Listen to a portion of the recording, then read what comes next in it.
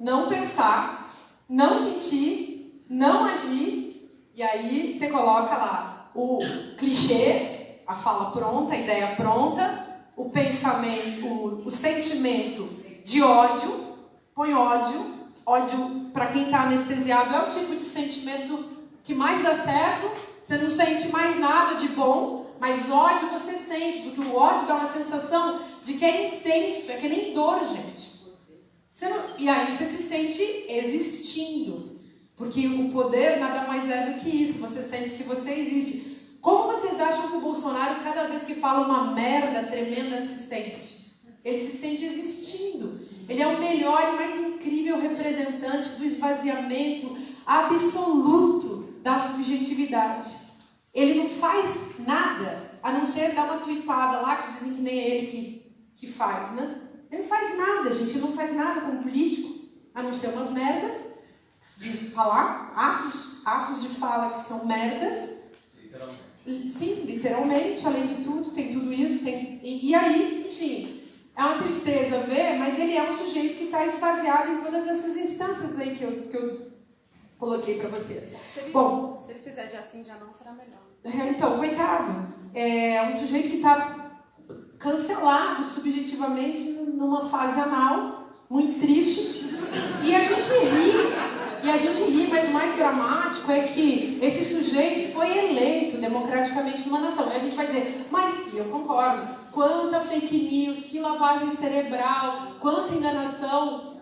Mas ok, gente, esse é o nosso país. É um país de uma população que pode se deixar enganar a esse nível. Então, qual é a nossa responsabilidade como pessoas que nos mantemos pensando? E qual é a responsabilidade também daqueles cidadãos, daquelas pessoas que conseguiram se transformar em imbecis, em pessoas tão idiotizadas, elas não queriam ser imbecis. Elas foram imbecilizadas sem chance de se salvar dessa situação. Então, estou falando isso porque eu acho que a nossa única saída vai ser chamar muita atenção fora. Então, todos vocês, na condição de ativistas, a meu ver, fazem muito bem ao se pronunciarem muito, ao se reunirem muito e ao chamarem mais gente. Acho que a gente precisa de mais gente, muita gente. Quanto mais gente, melhor. Quanto mais outros ativistas de outras causas a gente puder chamar, tanto melhor. Acho importante também, não me lembro quem foi que falou ontem, se foi o Jean, se foi Breno, se foi Renata, as falas foram todas muito maravilhosas, mas teve alguém que falou dessa importância, ou se foi a Maria, acho que foi, não sei, foi um de vocês que colocou a importância de a gente juntar as várias lutas, e eu acho fundamental que a gente não tenha uma hierarquia de lutas e que a gente consiga colocar essa luta pela democracia como uma luta pelos direitos humanos, como uma luta da questão das identidades, do povo LGBT, das mulheres, dos negros, de quem luta contra o racismo. Todo mundo está lutando contra o fascismo, né?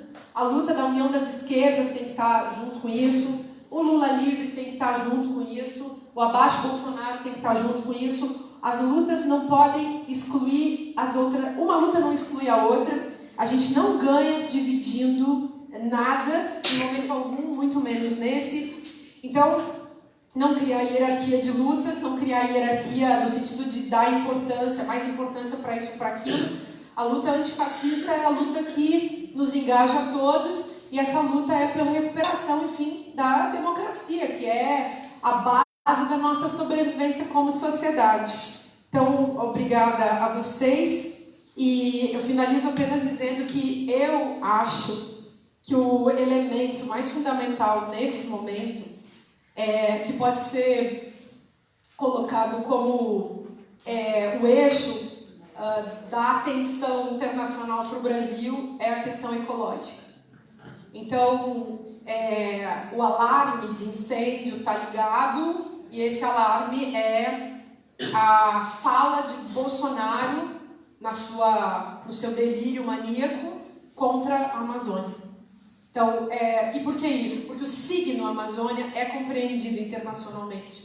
A Europa não terá, claro, estou falando da Europa no sentido genérico, porque é óbvio que há pessoas e instituições que não compactuam com a violência, mas A história da Europa é também uma história da violência contra outros povos. A Europa não vai acordar porque tem gente sendo morta no Brasil. Esqueçam isso. Nunca foi uma preocupação da Europa, inclusive os exploradores, os invasores europeus mataram os nossos índios. Nós somos filhos, e netos e bisnetos dos estupradores das nossas avós, bisavós, etc.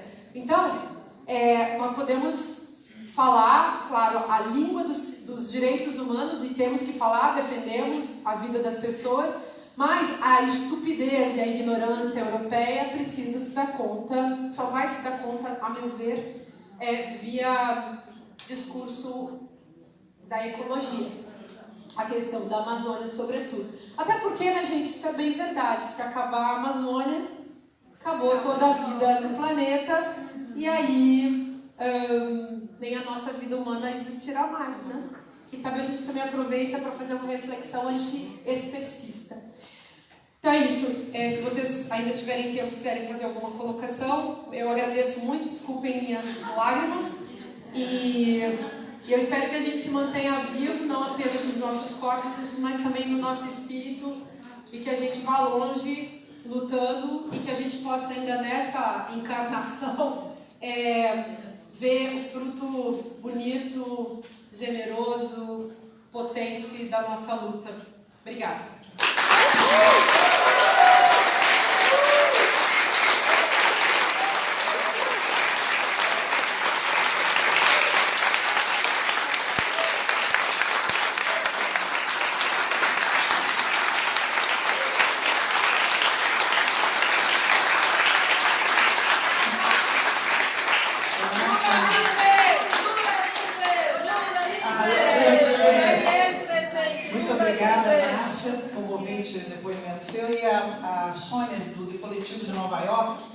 Vai moderar, então, essa sessão agora de perguntas, e ela vai fazer uma rodada de perguntas e vai passar para nós.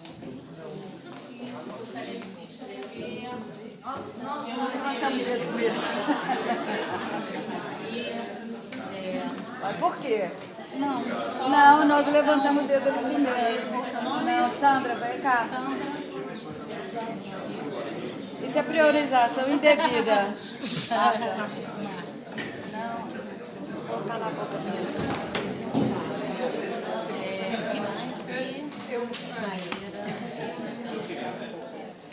Registra, por favor, no protocolo, na ata, eu também, não sei se eu estou furando fio. Eu, certeza que está.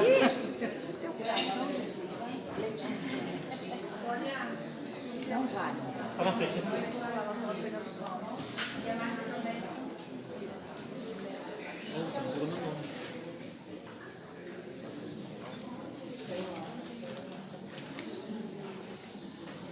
Prática discriminatória.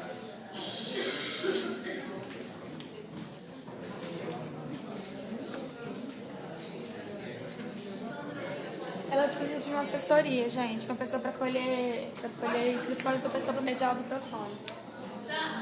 Oi. Para, estou esperando ela. Ela está anotando, entendeu? Quando você acabar, ela fala sobre a pessoa. Ela é a coordenadora da mesa,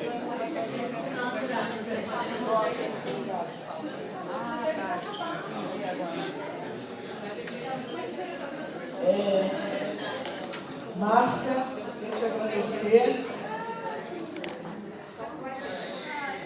É só o microfone dela. Quem for falar, diga o primeiro nome e qual coletivo pertence. Queria agradecer essa linda fala. Eu me chamo Sandra, moro em Berlim, me considero também Fuga, sou do Quilombo ali. E gostaria de pedir a sua permissão para te dar um abraço.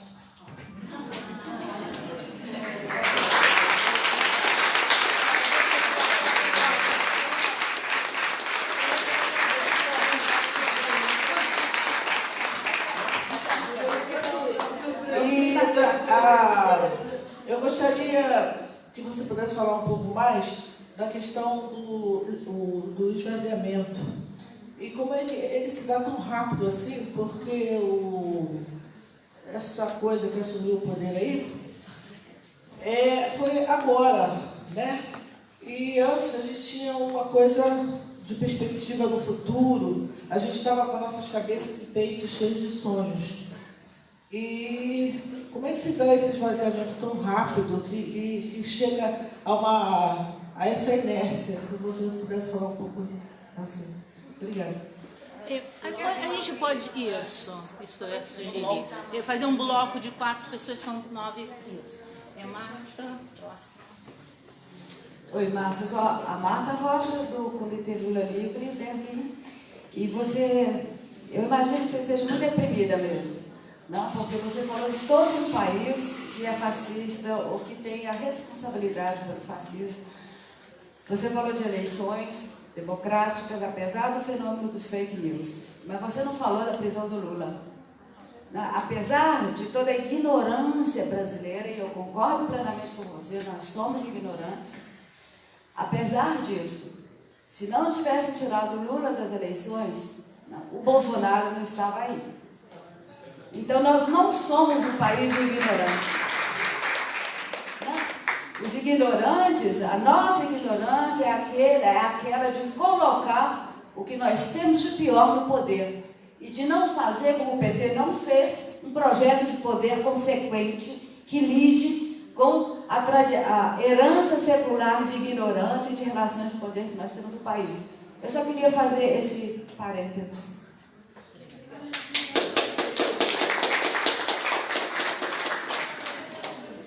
Eu sou a Maíra, do Coletivo Grito de Genebra. Queria te agradecer muito, Márcia, pela sua fala. Eu achei, assim, fundamental e muito oportuno que você trouxe sobre a importância de estarmos todos nutridos, cuidados, especialmente nutridos de afeto. E eu falava logo antes com a Cecília e com a Sandra aqui, que no nosso texto final seria muito importante que a gente tivesse uma menção à comunicação não violenta, e que está sendo essencial para nós. Eu acho que é um processo de aprendizado, não estou cobrando de ninguém um padrão de comunicação que a gente não soube construir. Acho que a gente, no meio desses debates e de confrontações políticas, vai ter discordância de ideias, isso é natural, mas a gente precisa construir. Assim, é imprescindível que entre nós a gente consiga se comunicar, confrontar ideias de uma maneira não violenta, respeituosa e inclusiva. E acho que isso ainda é um desafio para todos nós, mas que a gente precisa se abrir para ele. E se abrir para entender quando a gente está sendo violento em uma comunicação, ainda que não intencionalmente, e dar conta de processar isso, e de melhorar, e de se cuidar, para tratar aqui dentro da bolha e para fora dela também. Acho que é isso. Obrigada. Oi, Márcia. Eu sou a Raíza, eu venho de Toulouse, eu participo do Comitê Marielle Franco e eu sou também da filosofia e a minha mãe é professora de escola pública da filosofia e eu estou fazendo doutorado sobre a descolonização. E quando eu fui tentar explicar para minha mãe, eu falei, o Brasil foi colonizado durante 500 anos e ela sentiu um misto de vergonha. Ela se sentiu envergonhada, como se fosse nossa culpa ser colonizada. E aí é a culpa cristã também, né? A gente é profundamente cristianizado. Então, o que eu queria te perguntar é sobre a questão da memória. Como a gente vai explicar para esse povo brasileiro que não é culpa nossa o fato da gente ter sido colonizado e que, ao contrário, a gente pensa ser um país do futuro, porque a gente não quer ver o nosso passado colonial, escravocrata e patriarcal. E é isso que também, apesar de ser doloroso, é isso também o mais bonito. Porque a gente tem os afetos, a gente sabe que a gente sente dor, tristeza, raiva, cólera, mas a gente também sabe muito bem distribuir amor, coisa que os europeus perderam. Eles não sabem sorrir de graça, coisa que no Brasil a gente faz. E é isso que eu queria que você falasse. Eu venho do Nordeste, né? Já vou puxar minha sardinha. Mas eu queria que você falasse sobre a questão da memória. Obrigada aqui, Raíssa. Obrigada. Cecília é a última agora desse bloco. Meu nome é Cecília, eu sou do coletivo brasileiro Ipsim Frankfurt contra o retrocesso. Eu fico muito feliz por você estar aqui, Marta. A gente teve a sua presença no encontro Amsterdã por distância, ainda que sejam as circunstâncias que tenham te trazido aqui, sejam muito oportunas. A minha pergunta tem bastante correlação com as duas perguntas anteriores e é mais no sentido de pensar esse processo pós-colonial do Brasil, que hoje a gente teve uma discussão com relação aos objetivos da FIBRA e foi sugerido retirar a palavra por uma falta de entendimento com relação ao termo. E como você citou muito o papel da Europa e o entendimento dos países desenvolvidos ou dos países do Norte nesse processo de colonização, não só do Brasil como países do Sul no geral, acho que é importante, se você puder, com a sua experiência, com o seu acúmulo, dar uma elucidada nesse tema. Então, você pode responder agora? Esse aqui.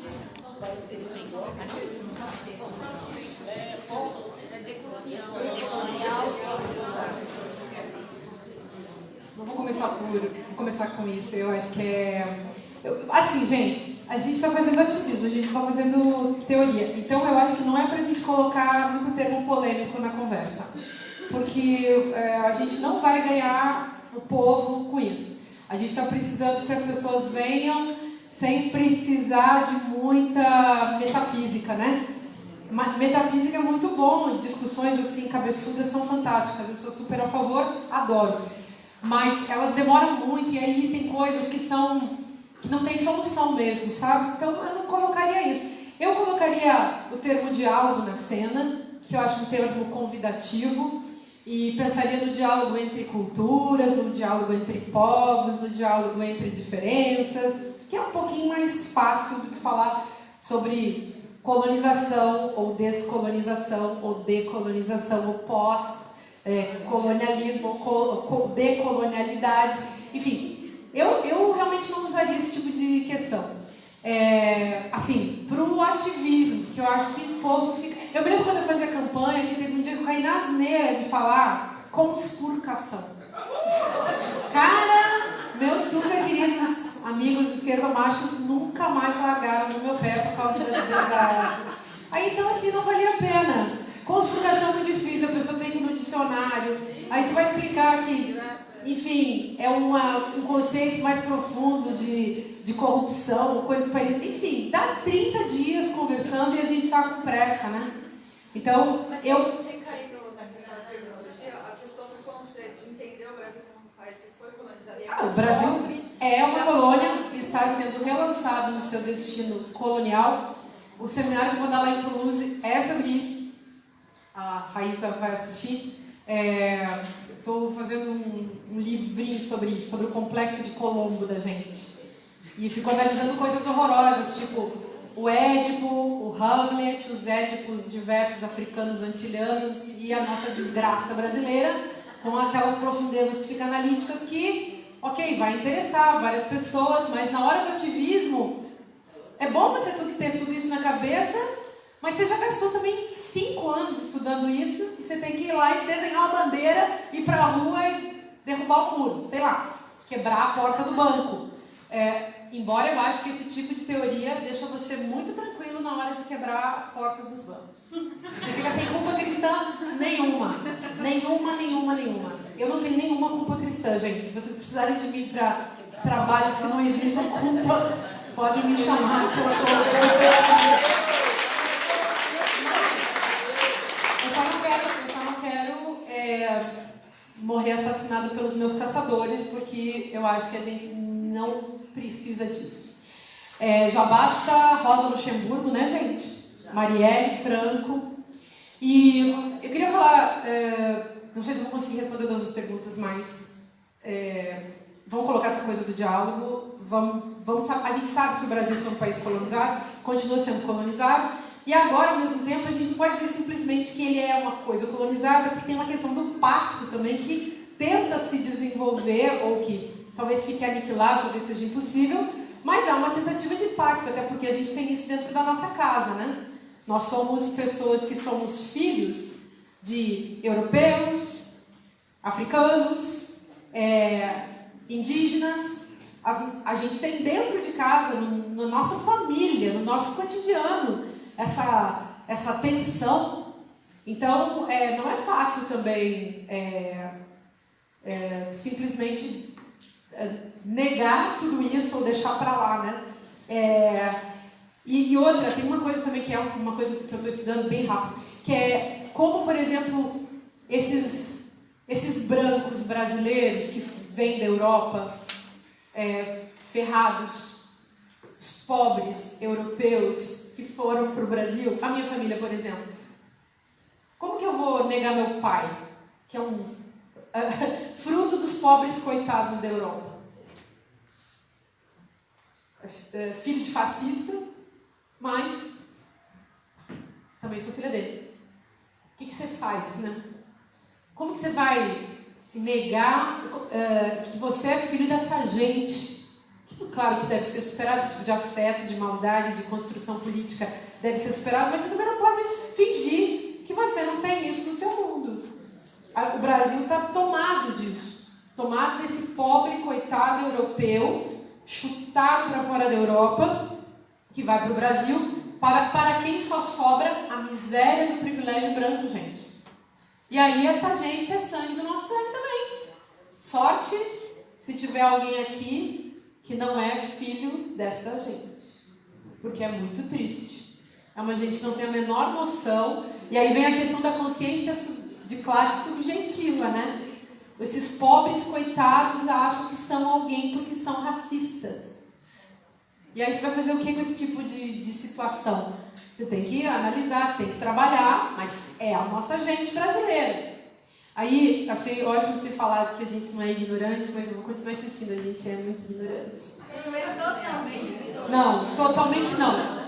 Eu só generalizei porque generalizar é uma forma de falar e de colocar uma tese. Claro, né, gente? É óbvio que eu mesmo espero sempre viver superando as minhas ignorâncias e eu sempre digo que as minhas ignorâncias me dão as minhas maiores alegrias, porque eu fico triste, por exemplo, de já ter lido Thomas Mann, para citar um autor aqui da Alemanha.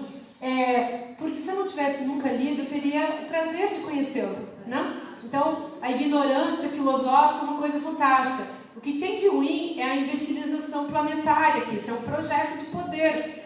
Você falou do PT, vê só, o PT é um partido fantástico. Claro que a gente pode... Eu não gostava de partido não, aí eu me filiei num partido chamado PSOL. Daí me mudei para o PT. Nunca ninguém me pergunta por que eu fiz isso, porque sempre as pessoas saem do PT e vão pro PSOL, né? Aí eu fui pro PT. E hoje ainda estava meditando, poxa, como foi bom ter me mudado pro PT. Eu sou muito feliz com todos os defeitos do partido chamado Partido dos Trabalhadores, que eu sempre chamo de Partido das Trabalhadoras.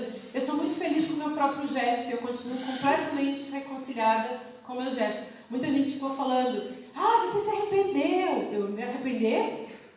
Eu não me arrependo de nada, eu só me arrependo de no dia... Não posso contar. Eu só me arrependo de no dia... Vou contar. No dia que eu entrei no Senado sem ninguém, no dia que a Dilma fez aquele discurso, eu entrei no Senado sem ninguém ter me revistado.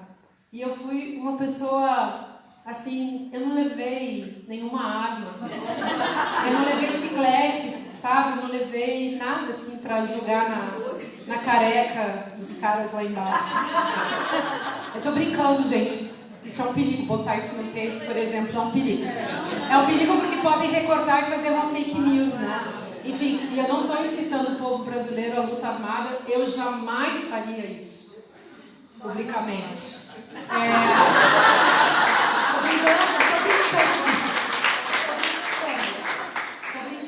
Tô brincando, porque a gente também pode brincar, né, gente? Uma coisa que se perde em momentos fascistas é a capacidade de fazer piada. As pessoas ficam todas muito sérias, fica todo mundo muito tenso, ninguém mais brinca. Mas foi muito bom você ter colocado isso, porque, de fato, uma das qualidades, que é ao mesmo tempo o defeito do Partido dos Trabalhadores, é ser muito ingênuo. Né? Em que sentido que isso é uma qualidade? É uma qualidade porque a inocência é bonita, a inocência é infantil. Gente, eu me sinto uma pessoa totalmente inocente. A pessoa tem que provar que ela é ruim, pra mim, pra eu perceber que ela é ruim. É claro que eu percebo rápido. Na fala, assim, já vou pegando as coisas, mas a gente conhece gente ruim, às vezes a gente é ruim. Às vezes a gente faz coisas ruins. Então, estou falando isso porque eu acho que a gente deve cultivar a nossa inocência, que é a nossa capacidade de receber bem o outro, de confiar no outro, de gostar das pessoas, de abraçar qualquer um, de achar que as pessoas são boas. É uma tristeza ver tanta gente ruim fazendo coisas ruins. Mas, ao mesmo tempo, você não deve dormir com o inimigo, né?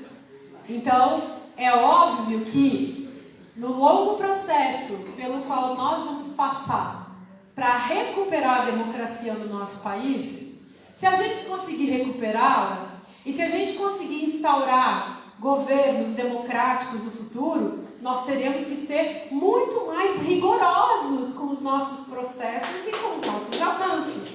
Então, a gente não vai poder ser tão permissivo com certas coisas, né? Vai ser uma coisa que... A gente não vai poder deixar se criar bolsonaros entre nós. Não podemos deixar essas pessoas crescerem. Por isso nós podemos investir muito em educação, em cultura, em psicanálise, em psiquiatria. A gente pode investir em filosofia, em sociologia, porque elas evitam de maneira não violenta a existência de personalidades autoritárias e fascistas. Claro, cultura, arte, educação, felicidade, prazer, amor, tudo isso evita a existência, o crescimento de pessoas perversas e fascistas. Isso cura qualquer potencialidade que possa vir a existir no futuro. Isso é o caminho da educação não violenta, da comunicação não violenta, da cultura sem violência. Eu acho realmente isso. Eu agora, que o fascismo da Alemanha acabou, quer dizer, o neonazismo não existe.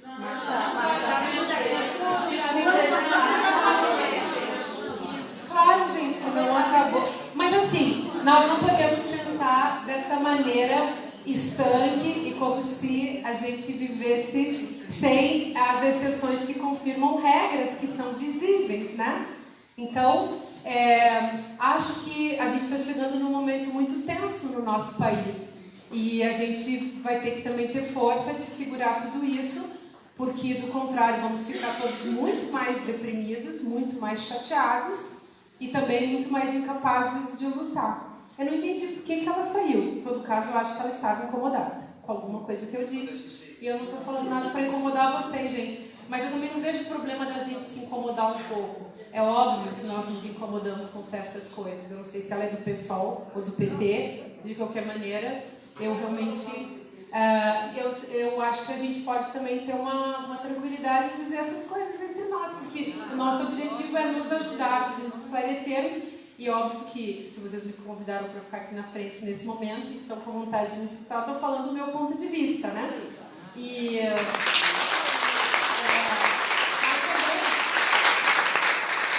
não tem problema vocês ficarem incomodados, muito putos e saírem. Não tem problema. É tranquilo também, né? Bom, acabou, né? Obrigada. Tem mais algumas pessoas já inscritas, dá para ter uma segunda Tá. rodada? Pode. Sobre o esvaziamento, enquanto vocês vão se organizando para as perguntas, eu queria falar da questão que você colocou sobre o esvaziamento.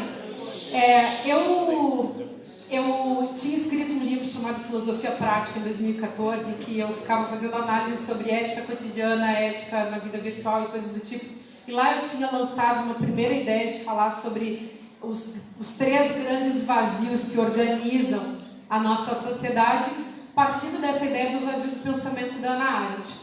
Esse ano eu retomei um trecho desse livro, porque eu achei que a gente devia falar disso de novo. 2014 até agora, 5 anos depois.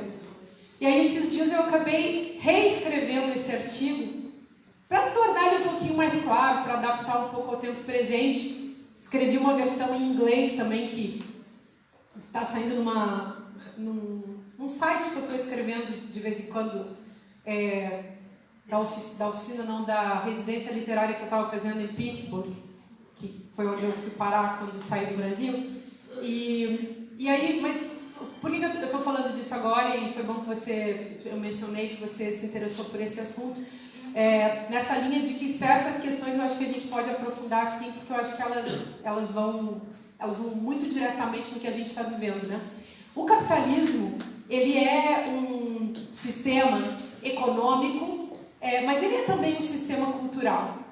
É um sistema que incide na nossa subjetividade, nas nossas ações, no nosso cotidiano. Os filósofos alemães falaram de uma maneira tão interessante sobre isso, de Marx a Adorno, passando por Walter Benjamin. Quanta coisa boa eles falaram justamente sobre... Quanta explicação eles deram sobre o que significa o capitalismo, no caso do Walter Benjamin, como religião. Sendo religião, ele é um sistema de crenças, ele é também um ritual cotidiano, ininterrupto. E uma coisa, gente, culpa cristã, não sintam, porque é culpa capitalista. Podem liderar geral. É culpa capitalista. Hoje eu vi muita gente pelada na rua e eu fiquei tão feliz de saber que Berlim as pessoas andam peladas na rua no verão. E é muito gostoso, não, muito legal, assim, porque eu fiquei pensando no Brasil. Eu lembrei do Wagner Schwartz. Quando ele fez aquela performance no MAN e ele estava nu, os malucos do mal começaram a criar um caso em cima dele, naqueles processos de mistificação, de alavanca, de fazer do outro uma alavanca para capitalizar com a abominação, né? Fazer um processo de abominação em cima de uma pessoa para ter um lucro moralista, né? E eu estou falando isso porque esse gesto de tirar a roupa na rua é um gesto que implica um acúmulo em termos de direitos humanos, de liberdade de ir e vir, de ser, de liberdade sexual, de liberdade de gênero, de liberdade de classe, de ideia. Eu achei muito bacana. Então, não sei, eu achei uma glória. Comparando para uma sociedade que já passou por onde passou, que já viveu o que viveu, que criou um Hitler como nós criamos um Bolsonaro, eu achei, poxa, eles evoluíram, a gente também vai. E que seja, gente, voltava pela na rua várias pessoas de várias idades, vi mulheres, idosas, jovens, e não era só nos lagos, não, nas praças, aí na rua. Aí eu achei tão positivo. Claro, eu venho do Brasil, então eu fiz essa comparação com uma coisa positiva. Por que eu estou falando disso? Porque isso é uma ruptura com o ritual do capitalismo. O ritual do capitalismo o capitalismo é todo moralizante. Podem olhar, a esquerda mais moralizante é a menos esquerda que a gente tem, é a mais que precisa daquela real autocrítica, e é a esquerda mais chata, menos ativa, e, enfim, mas que faz a mesma coisa, que está mais próxima do capitalismo. E de vez em quando ela vai lá e dá a mão para os fascistas. É apavorante. É a esquerda do homem branco europeu, que é o mesmo habitante da zona sul do Rio de Janeiro. A diferença entre esses caras, homem branco, de merda, e os Dória, assim, João Dória e Bolsonaro, é bem pequeno. Bem pequena. Todos são um projeto de poder pessoal que a gente pode superar. A gente pode superar. Eu acho que a gente deve superar. Mas enfim, estou falando isso porque isso tem a ver com essa história dos esvaziamentos. A gente fica vazio de pensamento, isso é plantado por séculos e séculos. A igreja já tinha inventado isso, não é novidade. Quando os meios de comunicação de massa, quando a televisão pega esse método para si, ela já aprendeu tudo com a igreja. Quem inventou a publicidade, gente? Foi a igreja católica, foi o barroco. Não foi Hitler. Ele só se inspirou. É do mesmo mundo, é a mesma ideia, usada para o mal.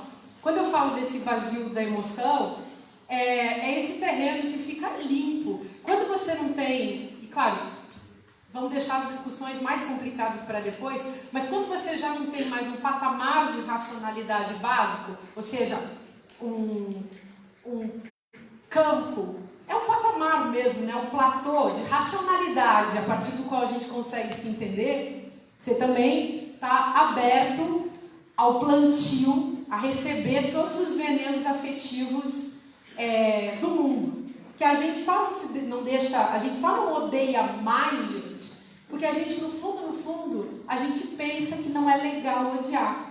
Se a gente fosse discutir com mais profundidade, a gente veria que, na verdade, odiar, sentir e pensar não são coisas diferentes. Sentir e pensar são coisas iguais, são do mesmo campo. Mas a gente separa para poder entender, só isso. Aí, olha só.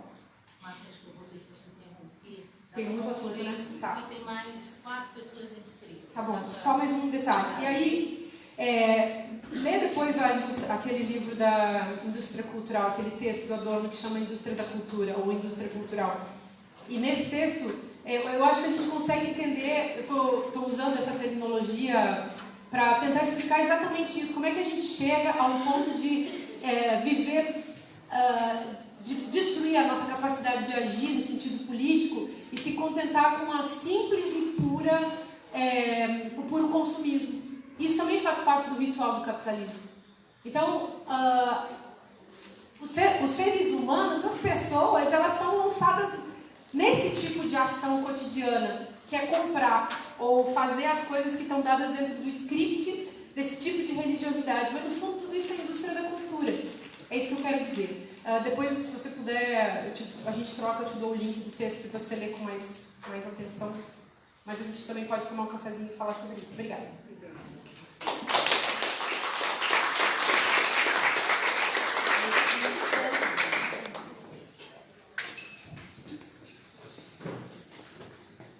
Márcia, querida, além de todas as outras coisas, obrigada por essa terapia que você está fazendo com a gente. Eu sou Letícia, de Genebra, do Rio de Janeiro, morando em Genebra, e eu gostaria de saber 2 coisas. Há algo que a gente possa fazer para te ajudar aqui nesse momento que você está chegando na Europa, como imigrante, como na condição que você vem, se é algo que a gente possa, de alguma maneira, contribuir. A segunda pergunta está relacionada a isso, e não só a isso, de ajudar, mas também de beneficiar da sua presença aqui, nesse momento na Europa entre nós. Acho que eu estou começando a tomar noção assim,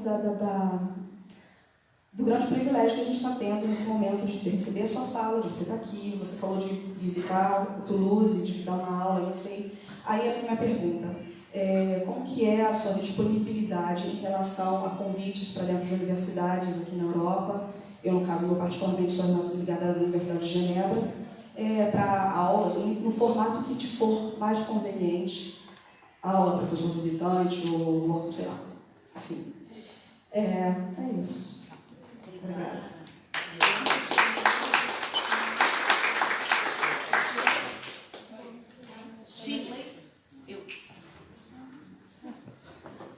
Márcia, boa tarde, boa noite. Obrigada por você estar aqui dividindo seu pensamento com a gente.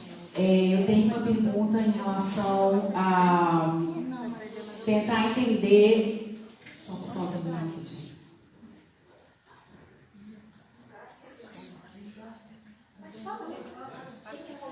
Estava me atrapalhando.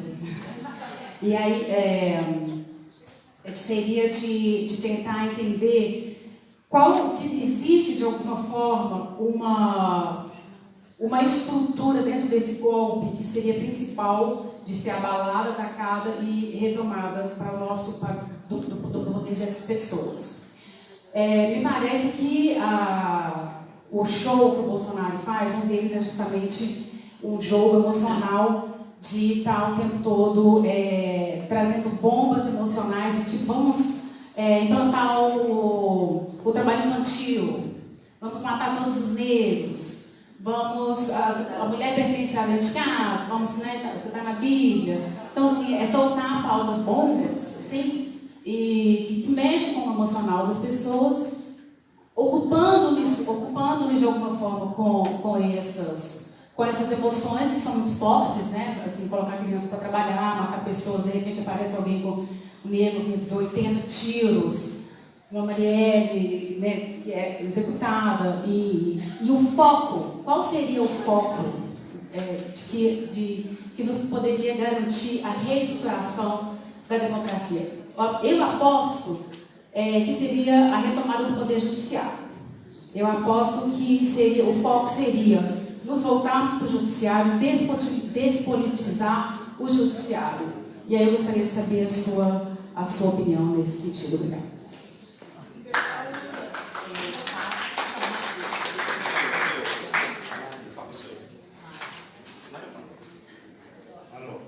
Eu sou Mário Márcia, do grupo de Londres, do Lula Livre e Democracy Progressive UK. E eu só não quero fazer perguntas, só quero dizer que eu faço minhas as tuas palavras e queria fazer um reforço com relação à ignorância do povo brasileiro, que eu me incluo. Apesar de viver mais da metade da minha vida fora do Brasil. Eu tinha 17 anos quando eu li no jornal O Pasquim uma frase do Milor Fernandes: todo povo tem o governo que merece. E eu fiquei indignado, chorei de ódio e fiquei remoendo até entender. E quando eu entendi, me fez estar na luta até hoje. E eu tenho usado isso nas redes, inclusive para minha família progressista. Cada povo tem o governo que merece. O meu sobrinho, que tem a idade da minha vida fora do Brasil, se pôs indignado e começou a me ofender. Ele dizia: você que mora nessa merda dessa Inglaterra não tem o direito de avaliar, porque eu não escolhi esse governo. Eu falei: nem eu não escolhi. E boa parte do Brasil, acho até que a maioria, não escolheu, porque muita gente não votou. E todos nós somos culpados. Porque você tem o governo que merece, porque você tem outros meios de mudar. E aí também sou daqueles que falam: se não está contente, faça uma revolução. Aí você pode falar que você não tem o que você merece. Enquanto você está acomodado só votando, ou só participando de... Fala no microfone. Só participando de passeatas, você está fazendo sua parte. Claro que está, mas não é o suficiente.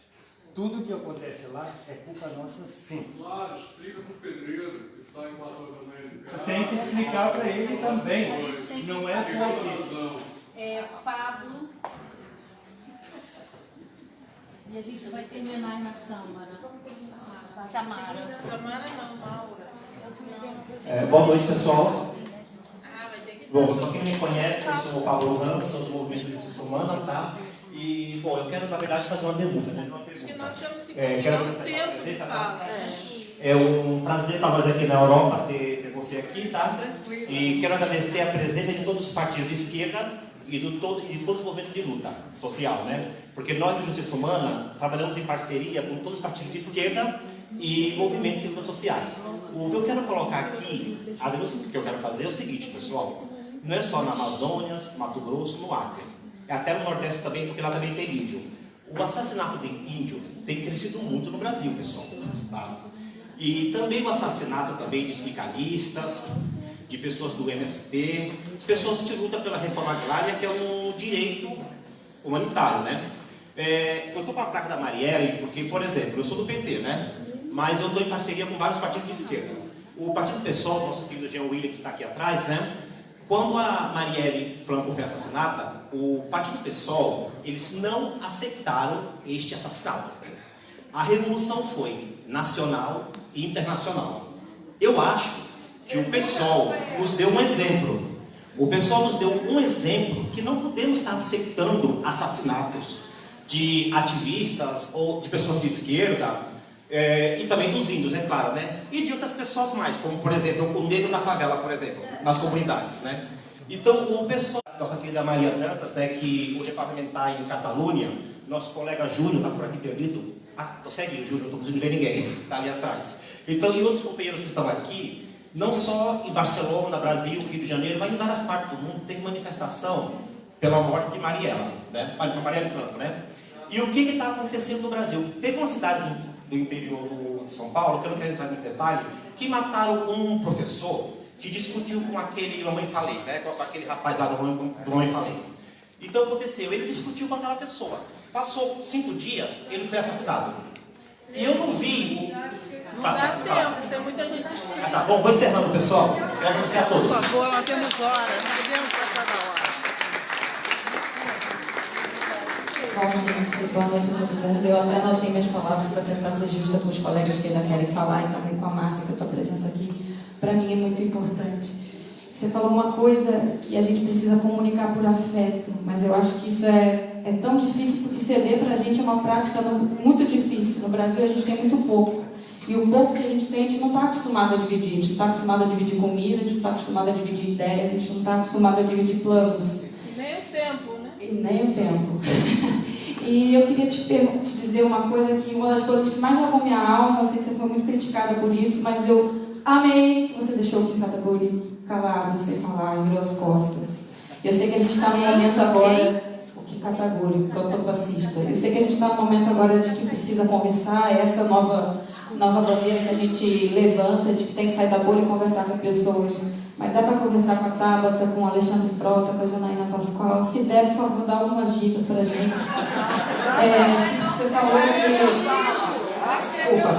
Você falou sobre a burrice em uma das suas palestras. Eu queria perguntar se a gente está vivendo num governo de extrema burrice. E a minha última pergunta é mais sobre a situação do Brasil. É porque a gente tem começado a discutir fora Bolsonaro e eu não tenho certeza se essa é a bandeira. Eu queria saber a sua opinião, se você acha que é fora Bolsonaro ou se deve permanecer esse governo desgraçado.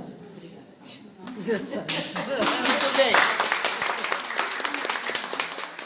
5 minutos bem rápido. Outra coisa. Obrigada pelo tempo, obrigada pela paciência, pela generosidade da escuta, que é o gesto mais delicado, porque é sempre a nossa disponibilidade mais imediata para com as pessoas, né? É uma coisa que é fácil de dar. Bom, eu perdi um pouco das perguntas, eu anotei errado. Eu acho que a gente deve falar mais em responsabilidade do que em culpa. Isso vai nos ajudar epistemologicamente. Então, nossa responsabilidade como brasileiros é legal. Culpa, esqueçam. Estou falando isso porque rolou quando ele que veio aqui na frente de Londres falando, rolou uma coisa, vai explicar para o pedreiro. Gente, a gente não vai explicar para ninguém. Nós vamos tentar conversar uns com os outros, preservando a semente da alteridade, a semente da comunicação não violenta. É claro que a gente não vai bater papo com fascista. Eu escrevi um livro chamado Como Conversar com Fascista. O livro é uma ironia e um livro de autoajuda política para pessoas que não querem se tornar fascistas. Mas, gente, isso é muito mais complexo. É claro que eu botei esse título porque ele é um título que chama para uma discussão. Mas ele nasceu no contexto em que, no esfacelamento das famílias, inclusive da minha, todo mundo conhece isso, já não era possível mais ter um jantar de Natal, né? Eu escrevi um artigo em 2014, que deu origem a esse livro depois, que tinha essa questão, foi depois de uma noite de Natal. Então, a gente não vai falar no sentido de ficar batendo papo com os malucos, mas com as pessoas que estão fechadas dentro de uma mentalidade autoritária, embora existam gradações diversas disso. E a gente não vai fazer foto de amiguinho com Kim Kataguiri. O que a gente tem é que exigir que pessoas como Kim Kataguiri se mantenha dentro de um patamar de respeito aos direitos individuais e aos direitos fundamentais das pessoas. Isso é um básico. Então, aquele dia eu levantei e fui embora, porque o Kim Kataguiri não é uma pessoa que vem para conversar, não. Ele é um místico. Se a gente estivesse dentro de uma estrutura normal, de um patamar normal de diálogo que a gente deve ter com qualquer ser humano. Então, os pressupostos que certos personagens trazem não são verdadeiros e sinceros. Eles queriam se aproveitar da minha presença, como de fato fizeram. Eles já chegaram gravando com aquele celular que funciona como arma. Eles chegaram gravando para ver minha reação. E eu, como não sou uma pessoa que calculo, não pensei. Eu sou muito ingênua. Fui muito ingênua. Porque se eu soubesse, eu teria perguntado para o jornalista antes se seria uma entrevista só comigo. Aliás, eu teria um assessor de imprensa para controlar com quem eu converso. Eu fiquei absolutamente estarrecida, não sabia. Eu nem sabia quem ele era. Na hora que ele me deu um beijo no rosto, eu pensei que fosse um ex-aluno meu. Eu fiquei em estado de choque. Eu dei aula em Porto Alegre quantos anos da minha vida? Eu imaginei que a pessoa que chega com aquela intimidade fosse um estudante meu. Agora, você ficar segurando microfone, servindo de palanque para esse tipo de mistificador, eu realmente naquela hora fui embora.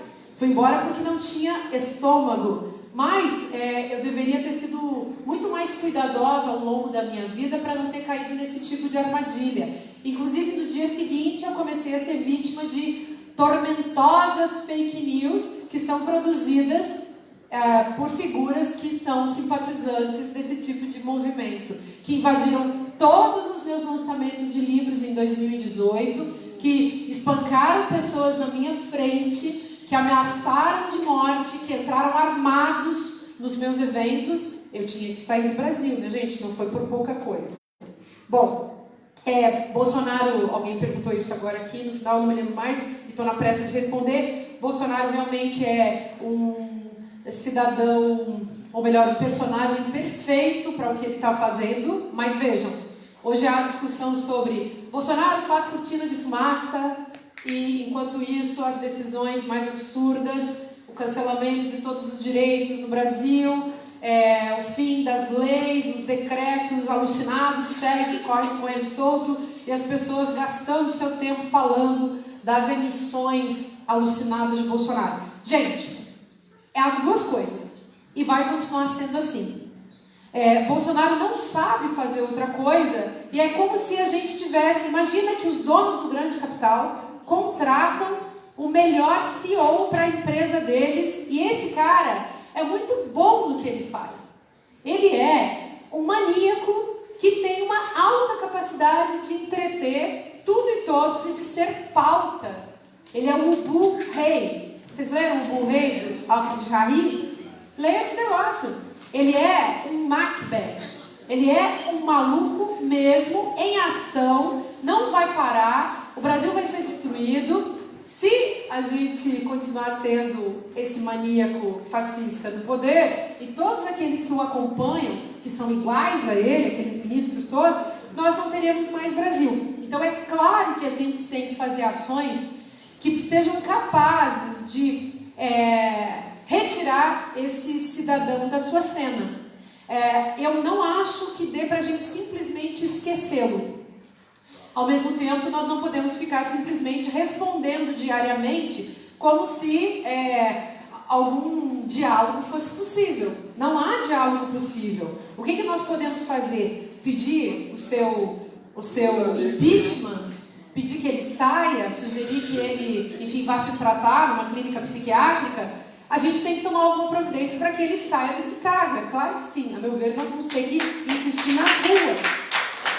Insistir nas ruas, porque nas ruas seria o caminho mais saudável, um caminho de manifestação de soberania popular nas ruas, pedindo que o presidente, que é um inútil, que é um estúpido, que é um destruidor, que é um maníaco, que é um fascínora, que é um mafioso, que é um corrupto, que é um insano, saia do seu cargo.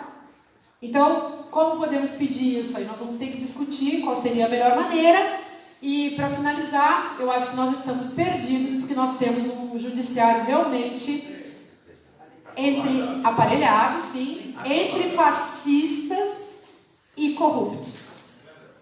São fascistas e corruptos, como eram os do período nazista, que eles imitam muito bem. Eles estão conseguindo, inclusive, superar os alemães na sua maldade.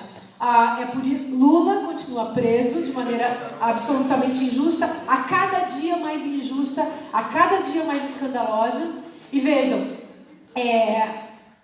acho que foi Jean que colocou isso, mas esse é um espírito também na nossa conversa.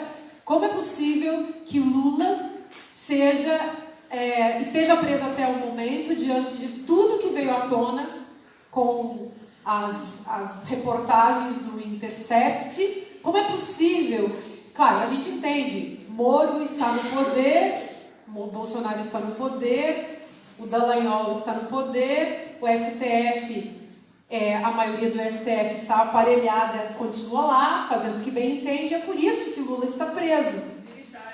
Os militares eu acho que eles são bastante falidos, mas são bastante falidos, mas são suficientemente espertocratas para também se manifestarem como se manifestam nas redes. Mas, de fato, nós somos capturados por esses espertocratas. Bolsonaro faz parte disso. Moro é uma figura assim também a ser analisada em todos os sentidos, porque tem se plantado há muito tempo como uma figura que pretende ser o próximo presidente da República. Não sei como, né, gente? Mas aí vem a vitória mesmo da estupidez e da ignorância que a gente vai ter que saber combater.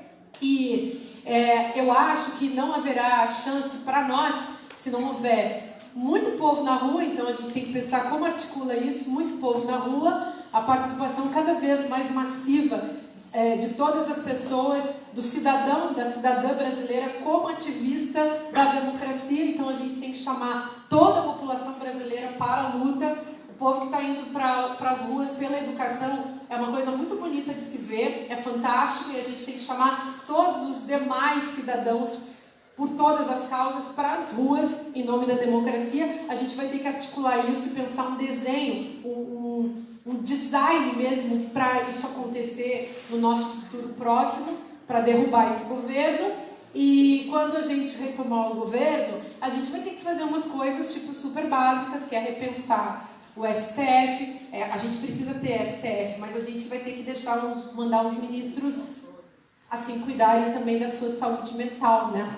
Então, tem várias pessoas que a gente vai ter que mandar cuidar da sua saúde mental. Bolsonaro, por exemplo, a gente não vai colocar, a gente nunca colocaria nenhuma pessoa numa situação de risco, paredão, como falam que a esquerda gosta de fazer. Mas a gente levaria Bolsonaro para que ele fosse tratado, porque ele nunca foi tratado.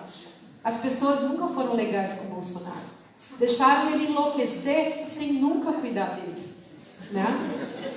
Então, a gente deve praticar toda a nossa neurose cristã dessa maneira, cuidando das pessoas que precisam, dos loucos da nossa nação. A gente não deve tratá-los mal e nos igualarmos a ele. A gente deve buscar arte, cultura, ciência, tudo isso, fomentar tudo isso, mais estudo, mais pesquisa, mais inteligência brasileira, para que tudo isso seja superado.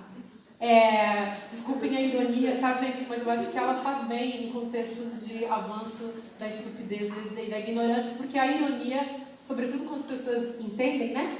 Ela é um sinal de profunda inteligência ativa, viva e segurando, enfim, o nosso espírito na luta. Obrigada. Desculpa.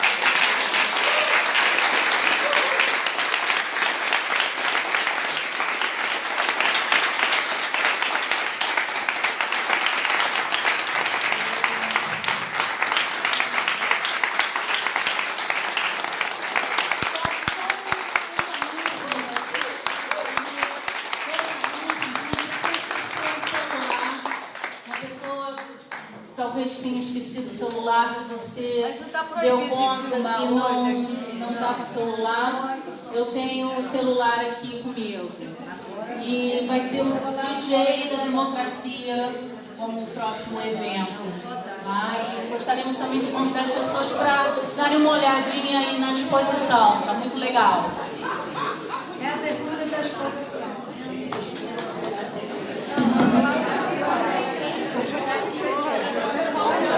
Então, terminamos o dia de hoje, segundo dia do encontro da Frente Internacional de Brasileiros contra o Golpe. Meu nome é Bruno Falsi, correspondente dos Jornalistas Livres em Portugal, também militante do Coletivo Andorinha, Frente Democrática Brasileira de Lisboa. Sigam nos acompanhando, Jornalistas Livres ao vivo de Berlim, no segundo encontro internacional da Frente Internacional de Brasileiros contra o Golpe. Lula livre, Marielle presente.